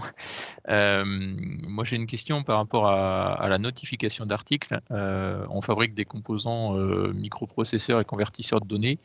Dans la gamme des microprocesseurs, on a peut-être 8 ou 10 familles de microprocesseurs qui varient en fonction de leur fréquence, de leur taille, etc. Mais on peut avoir dans différentes familles de microprocesseurs seulement un composant qui va constituer toutes les familles qui contiennent une SVHC. Est-ce qu'on est obligé de faire 8 ou 10 notifications ou est-ce qu'on considère qu'on notifie les microprocesseurs avec tous simplement le sous-article qui contient la substance et donc on ferait qu'une notification?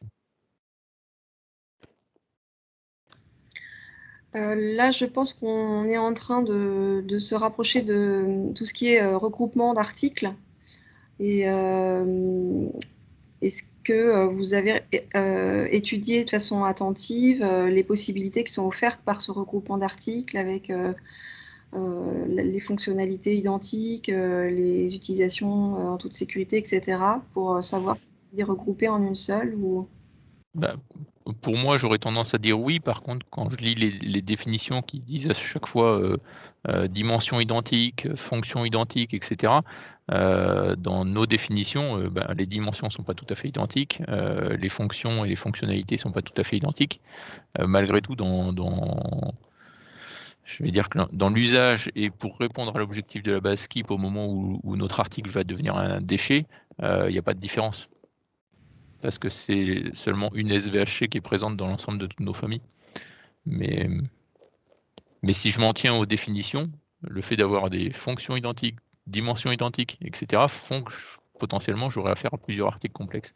Je vais reprendre le cas du vélo. Hein. Si je fais un vélo jaune et un vélo rouge, et qu'il y a seulement la roue qui est la même roue intégrée dans les deux vélos, est-ce que je déclare deux articles ou est-ce que j'en déclare qu'un? Pourquoi je déclarerais un vélo jaune et un vélo rouge alors que la seule différence entre eux, enfin le seul objectif de skip, c'est de déclarer que la roue que j'ai intégrée dans les deux vélos, c'est la même avec une même SVHC. Moi, j'ai une question du coup à vous poser là. Je ne sais pas si vous vous rappelez de l'exemple du téléphone avec les différents modèles quasiment identiques. Est-ce que en fait la SVHC qui est identifiée, elle est à chaque fois dans le même matériau ou pas en fait là dans votre cas de figure? Oui, sur certaines familles, c'est le même matériau qui fait que j'ai la même SVHC. Et le cas du téléphone, je l'avais bien compris dans la mesure où on a des familles de téléphones qui peuvent varier par justement une batterie qui va être différente dans deux téléphones, et à ce moment-là, la SVHC va différencier mes deux téléphones par la batterie. Mais tant que j'ai la même batterie dans tous les téléphones, à la limite, est-ce que si j'ai un téléphone avec un écran 5 pouces et un autre avec un 6 pouces qui ont la même batterie, je peux considérer que c'est deux articles identiques? C'est pas la même dimension. Pourtant si c'est la batterie qui caractérise la SVHC, enfin qui porte la SVHC et que c'est la même dans les deux téléphones, au vu de Skip et de son objectif, j'ai pas besoin de faire de déclaration a priori. Je pense qu'après... Oui. Excusez-moi. Je pense que... Vas-y, Nathalie. Non, c'est pas. Je dis juste, effectivement, j'ai du mal à bien. Je suis pas sûre de bien voir le cas de figure ici. On a l'impression qu'un regroupement est possible si c'est toujours dans la même entité, enfin dans le même sous-article, même si après, dans le cas du téléphone, on va dire. Ouais, non, là, effectivement, faudrait réfléchir sur la question. C'est pas si simple. Hein. Oui, parce que si je me place dans l'objectif de la base de Skip, je me dis finalement c'est la batterie que je veux identifier. Et donc si j'ai la même batterie dans mes deux téléphones, je pourrais faire un regroupement. Mais si je me base dans les définitions qui ont été données, mes deux téléphones ayant pas la même taille, à la limite, je peux plus faire de regroupement. Enfin, c'est là où il y a une ambiguïté suivant comment on se place dans les définitions de la base de skip. C'est vrai que c'est une question très pertinente et je pense qu'on est tous plus ou moins confrontés à ce cas-là. Moi, dans mon cas, je me permets d'intervenir rapidement parce que c'est vrai que c'est une question très pertinente. Je me retrouve avec des produits dimensions très différentes, mais le cœur qui contient la SVHC, donc le matériau qui contient la SVHC, qui change d'une pièce à l'autre, est le même. Je confirme, Hervé Davaille, Legrand, Société Legrand, je confirme tout à fait ce cas de figure. Et on appelle ça aussi tous les produits qui sont faits à façon. C'est-à-dire à la commande client, c'est toujours la même matériau. Par exemple, si vous avez on a l'exemple chez nous d'un petit profilet de protection en silicone. Et qui, en fonction de l'installation client, excusez-moi, je ferme ma porte, il y a du bruit, et qui, en fonction de la commande du client, l'armoire est faite à façon, et bien, on coupe une longueur différente de cette protection pour la mettre dans la machine. Et donc, on a autant de références de produits finis qu'on a de commandes de clients. Mais la machine est la même, en fait.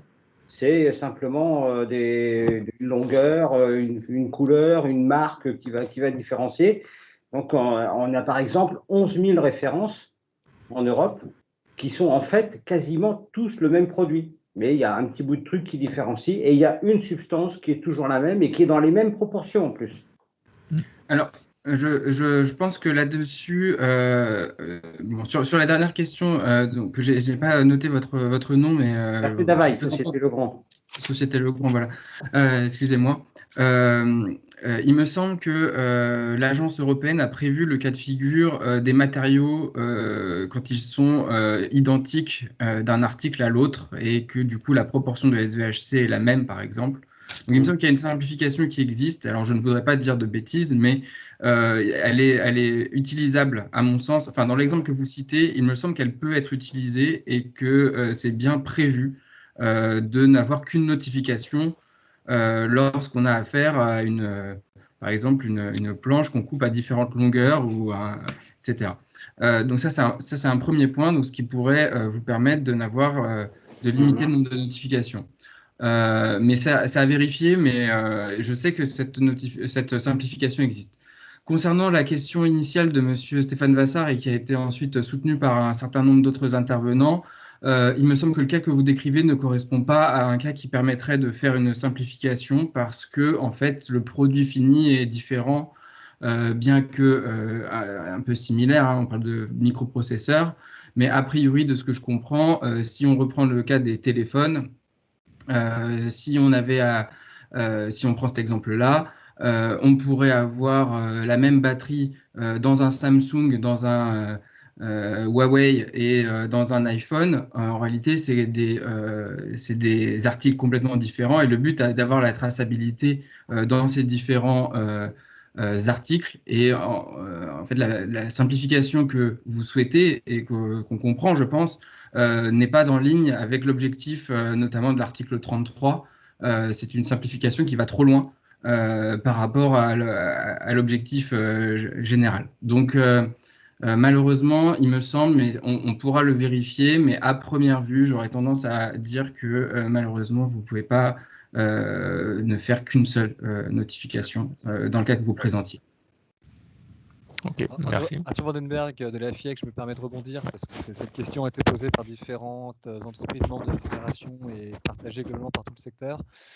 Effectivement, c'est un point qu'on a déjà commencé à regarder. On est arrivé à une conclusion en suivant de manière assez bête et méchante, si je puis dire, les diverses recommandations de l'ECHA. La conclusion suivante qui est qu'il faut multiplier les déclarations dans des proportions parfois très importantes sur ce cas de figure. Donc, si effectivement il est possible de creuser davantage ce point et voir si une simplification est possible, on est bien sûr en preneur parce que ça concerne globalement de très nombreuses entreprises. Entendu, c'est noté. Ça fera l'objet d'autres échanges. Merci beaucoup. Merci. Monsieur Vassart est intervenu. Monsieur Brasseur, s'il vous plaît. Bonjour, donc Éric Brasseur, société ArcelorMittal. Nous sommes fabricants d'acier. J'ai une question qui se rapproche un petit peu de ce qui était discuté préalablement, en particulier sur les pièces mises à longueur. Donc nous avons fait des notifications pour un certain nombre de grades d'acier long, donc des barres, du fil machine, du fil. Et dans notre aval, nous avons de nombreuses entreprises qui vont faire de la distribution, de la découpe à longueur et qui vont mettre à disposition ces articles pour des assemblages ou des utilisations ultérieures par de très très nombreux secteurs. Donc il y a un bénéfice évident de simplification si nos clients ou leurs propres clients puissent directement faire référencer au travers d'une SSN nos notifications que nous leur communiquons actuellement. Mais bien sûr, il y a une dimension au moins de l'article qui change entre ce que nous mettons sur le marché et ce que ces acteurs vont mettre sur le marché. Par contre, en termes de composition relative, et en particulier concernant la présence de l'ASVHC, toute chose reste égale. Hein.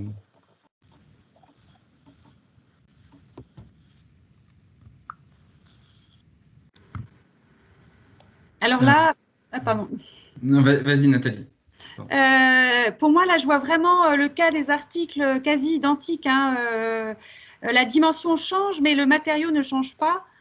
Et comme dans les différents, dans l'exemple qui était dans la présentation avec les différents joints de diamètre et d'épaisseur différentes, pour moi, il me semble, hein, d'après ce que vous me dites, que on est dans ce cas. Du coup, on est dans ce cas-là, sauf s'il me manque une autre info, mais je ne sais pas si vous confirmez.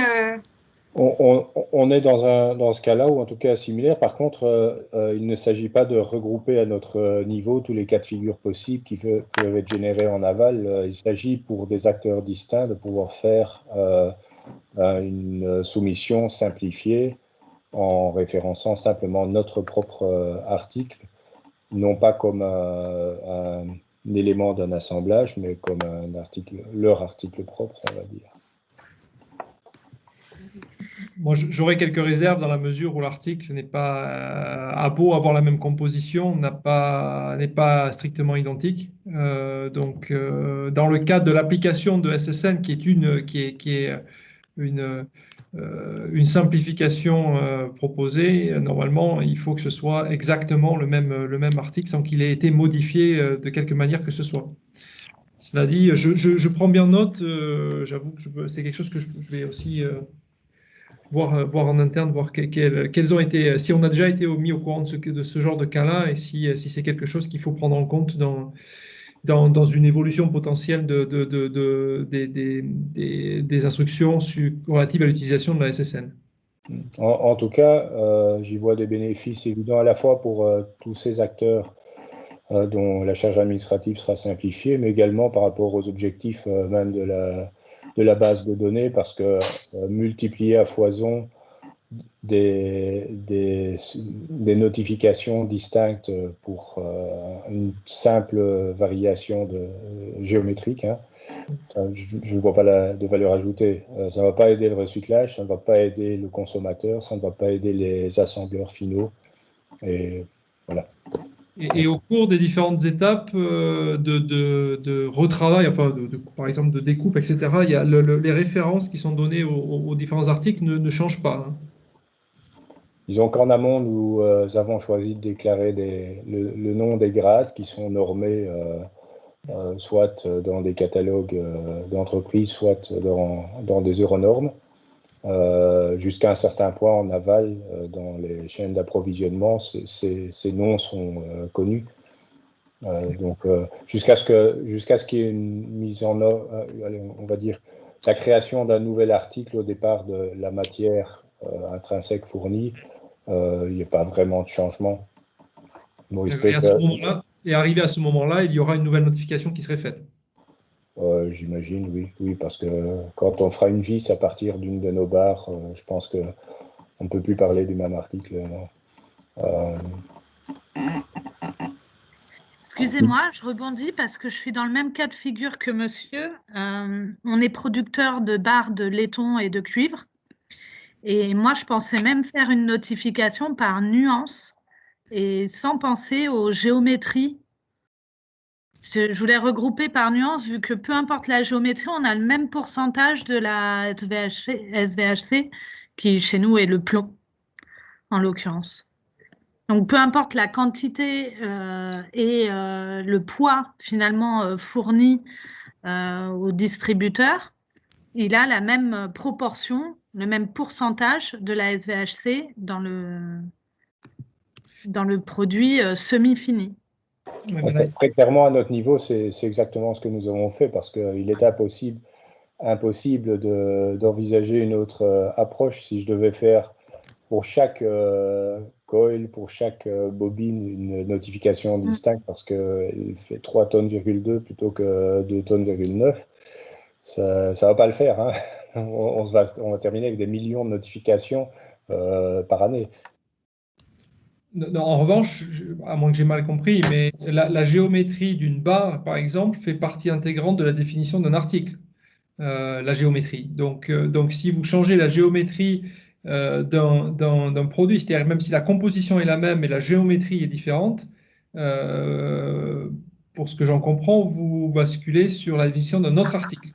Vous voulez vraiment qu'avec notre société peuple à elle seule 50% de la base de données Skip? Ah non, moi je pensais faire différentes géométries, même nuances, même composition, et parce que sinon à la tolérance près, on va notifier 10 000 articles pour la même nuance avec par exemple 80 ppm de plomb. 80 ppm de plomb au kilo, c'est. Qu'est-ce que vous appelez nuance?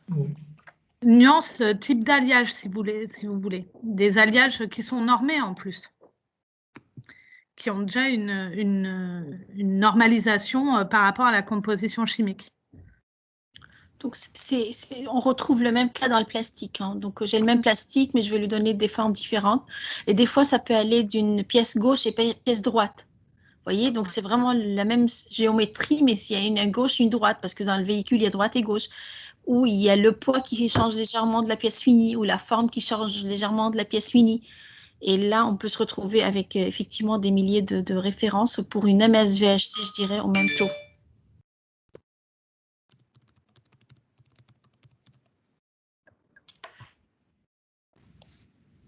J'ai le sentiment que la question des produits semi-finis se rapproche de la question des matériaux et qu'il y a peut-être des simplifications qui pourraient encore être apportées, en tout cas une réflexion à mener sur le sujet. Et donc, en tout cas, de notre côté, de mon côté, j'ai bien pris note de ces questions. On verra. Enfin, en tout cas, n'hésitez pas. Je pense qu'on peut prendre contact là en direct pour que vous nous fournissiez un récap écrit pour avoir un cas de figure réel qui permette de se figurer la problématique. Encore, enfin, tout, voilà. Ça nous aidera à avancer, à mon avis, sur le sujet. On ne peut pas répondre en direct, je pense. Ouais, là, c'est un petit peu compliqué pour les problématiques individuelles, mais effectivement, je vous invite à nous téléphoner au 0800 20 20 18 16 pour qu'on étudie de façon plus approfondie vos propres problématiques et qu'on en discute, éventuellement qu'on fasse remonter la question si ça paraît compliqué. On va passer maintenant à la question de Ibrahim Imaziten, s'il vous plaît. Oui, bonjour à tous, Ibrahim Yaziten de Stella Aerospace. Nous intervenons dans la construction de pièces aéronautiques. En fait, ma question se découpe en deux parties. La première partie, vous avez parlé de du S2S, System to System, et vous avez parlé comme quoi l'ECA peut nous accompagner. Je voudrais savoir comment se fait cet accompagnement pour mettre en place le S2S. Et ma deuxième question, c'est est-ce que vous pouvez donner un exemple de fichier concret pour l'utilisation acceptable pour l'outil dans le cas du système to système, s'il vous plaît? Alors, pour ce qui est système sous système, je vous invite à aller donc sur notre site, sur notre page web, il y a donc dans la section outils, vous avez un lien qui va vous donner des informations. Vous allez trouver là-bas des informations sur ce à quoi consiste le système to system, et également, si vous souhaitez pouvoir en bénéficier, demander à avoir un accès à ce service-là, puisque c'est un accès qui est donné, je dirais, sur demande. Et donc, excusez-moi, en fait, on a plusieurs fois sollicité le helpdesk par rapport à l'écart. Ils nous ont répondu par rapport à la documentation ou autre, mais on va dire on a bien lu, on a bien pris en compte la documentation, mais il nous faut quand même un petit coup de pouce pour vraiment avoir un exemple concret ou une petite aide en plus, on va dire. C'est-à-dire, vous avez besoin d'un exemple concret, c'est-à-dire, est-ce que vous avez déjà un système en place et vous souhaitez vérifier qu'il est compatible avec la fonctionnalité, ou est-ce que vous en êtes plutôt au stade de voir comment mettre en place un système pour pouvoir ensuite bénéficier de ce mode de soumission? C'est plus le deuxième cas, on va dire. On est dans le deuxième cas pour travailler pour tester notre premier cas, on va dire.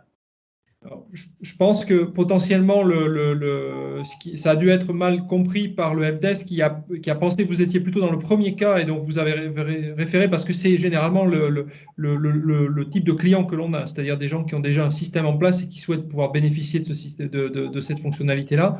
Je vous invite à redemander, et moi je peux aussi demander aux personnes qui sont au helpdesk d'avoir une attention particulière là-dessus, pour qu'ils comprennent bien votre question et qu'on puisse voir dans quelle mesure on peut vous aider en vous donnant des exemples plus concrets de ce qu'on entend par système to système et ce que ça impliquerait pour vous en termes de mise en place au niveau de votre entreprise. D'accord. Du coup, il faut que je contacte les cas par rapport à ça en leur précisant correctement que je veux mettre en place le système to système. C'est bien ça? Oui, en disant que globalement, vous êtes dans le cas où vous n'avez pas encore de système interne à votre entreprise et que vous souhaitez avoir des exemples plus concrets de des prérequis au niveau de votre entreprise pour pouvoir ensuite se connecter à ce système, à ce mode de soumission. D'accord. Pas de souci. Merci beaucoup. Je vous en prie. Merci à vous. On va prendre la question de César Jubert, s'il vous plaît. Oui, bonjour, César Jubert, Société Air Liquide. Moi, j'ai une question concernant les SVHC et la pertinence de les déclarer. Donc, j'ai bien compris que c'était pour informer les recycleurs et les utilisateurs. En ce qui concerne les recycleurs, moi, je vais parler de métaux métalliques, là, tout de suite, dans le premier temps. J'ai entendu parler du laiton au plomb. Ça, c'est quelque chose que nous, on utilise beaucoup dans nos équipements gaz, et dans lequel, dans les laitons, on a du plomb. Ce plomb-là, il va être transformé par des fabricants qui construisent les accessoires, il va être matricé, il va être usiné, etc. Donc, on est bien sur des analyses chimiques qui sont normées, hein, donc c'est soit ce qu'on appelle des nuances, j'ai entendu ce mot-là, soit c'est des grades, mais en attendant, c'est des analyses chimiques qui sont bien normées et bien connues de toute la profession. Le problème, c'est que il n'y a pas de pièces pareilles. Sur un objet, on a des objets complexes sur lesquels on peut avoir 20, 30, 40 pièces en laiton qui sont dans la même nuance ou dans deux nuances différentes, on va dire, qui contiennent des SVHC, chacune de ces pièces, et toutes ces petites pièces détachées qui composent l'objet complexe, en fin de compte, elles ont la même nuance. Donc elles sont faites avec le même produit et contiennent le SVHC, en l'occurrence le plomb, là, dans le même pourcentage. Vous voyez un peu le travail là et la complexité de la déclaration? Alors, si je prends l'exemple d'un détendeur ou d'un robinet qu'on a sur une bouteille, qui peut contenir, on va dire, entre 20 et 80 pièces, décliné dans des variantes différentes parce que chaque gaz a sa propre variante, chaque pays a ses propres variantes, etc., etc., on arrive à un truc mais qui est titanesque, qui est ingérable. Il faut être lucide, c'est ingérable.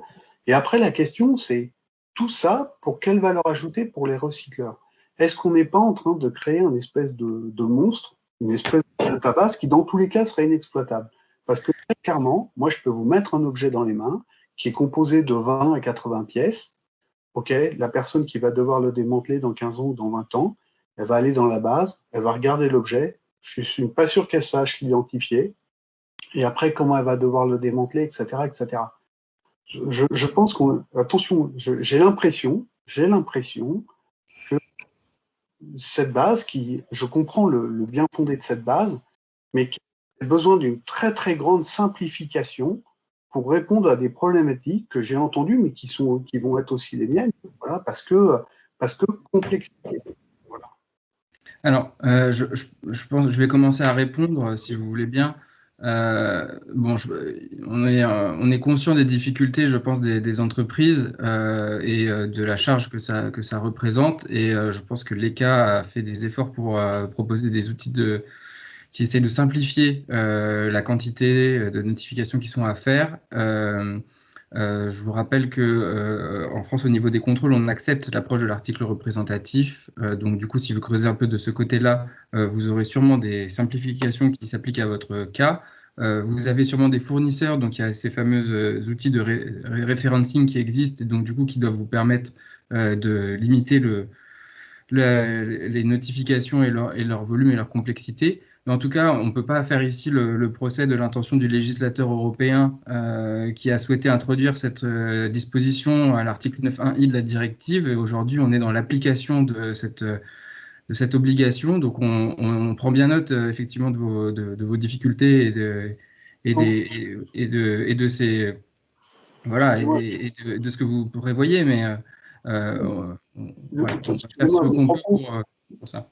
Excusez-moi, mais mon propos, c'est pas de faire le procès, hein, c'est pas du tout ça. Hein. C'est juste de dire, il me semble qu'on est en train de créer quelque chose qui va être, si on respecte vraiment la règle SKIP telle qu'elle est décrite et telle qu'on la comprend, on risque de créer quelque chose de titanesque. J'entendais quelqu'un de la société Legrand qui disait, moi aujourd'hui, si je respecte, globalement, je dois déclarer 11 000 articles, à la grosse. Hein.